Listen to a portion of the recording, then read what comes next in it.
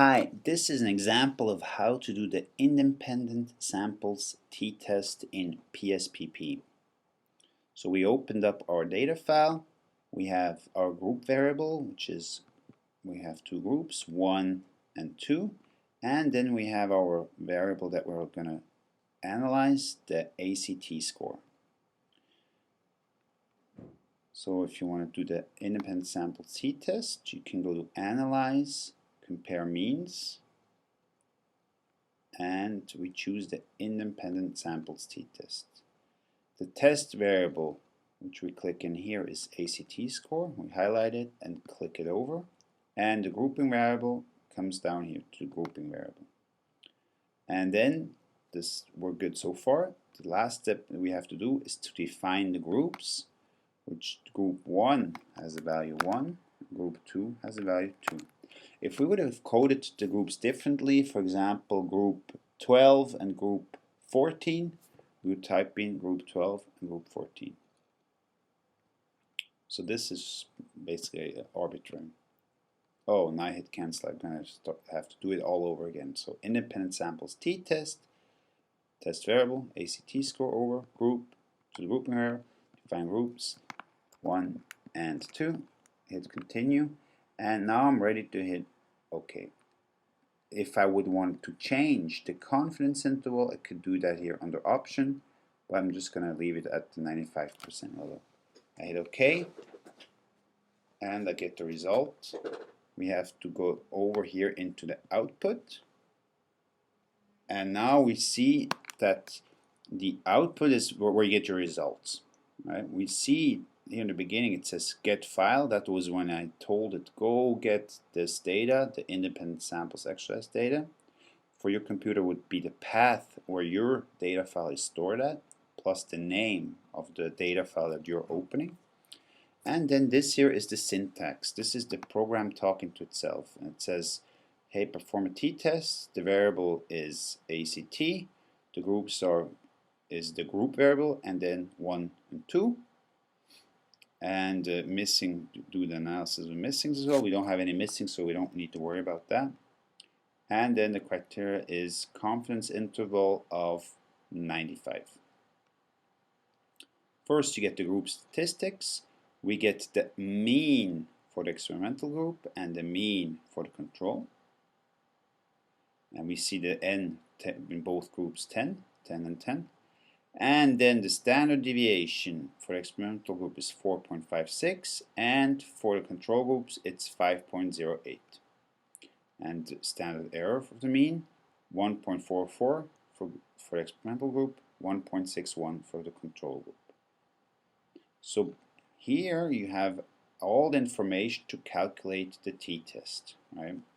The first test that you see here in your independent samples t-test is the Levene's test for equality of variances. The t-test is sensitive to the inequality of variance. So if one group is very closely distributed around the mean and another group is very widely distributed around the mean. So if you imagine the normal distribution, the curves, if one of them is really steep and narrow and the other one is really wide and a little bit more flat, that's could cause issues. So that's why we test the equality of variances. So that's the null hypothesis, that we test that there is no difference, that the variances are equal. So we test it, and if this test here will be significant, we would have to reject the null hypothesis that the variances are equal. We would have to say, we would have to accept the alternative, and we have to say that the variances are not equal, the variances are different. If you find this here, the f-test, to be significant, so if this number is below 0.05, then you skip to the lower line. The lower line is a t-test corrected for the inequality of variances. Right? So first line, equal variances assumed. Second line, equal variances not assumed. So we come over here, we see, hey, this f-test is not significant. It's below 0.0, it's above 0.05, so we can stick with the first row. And then here, this box here is all about the t-test for the equality of the means. So the t-test, again, we are starting with the null hypothesis that there is no difference, right? We assume that both groups have a similar mean. And now we're testing, we're getting the t-value of 1.99 with the degree of freedom of 18. How did we get 18? That is based on the sample size in our two groups, right? We say sample size for group 1, 10 minus 1 is 9, and the sample size of group 2 is 10 minus 1 is also 9, so we have 9 plus 9 is 18.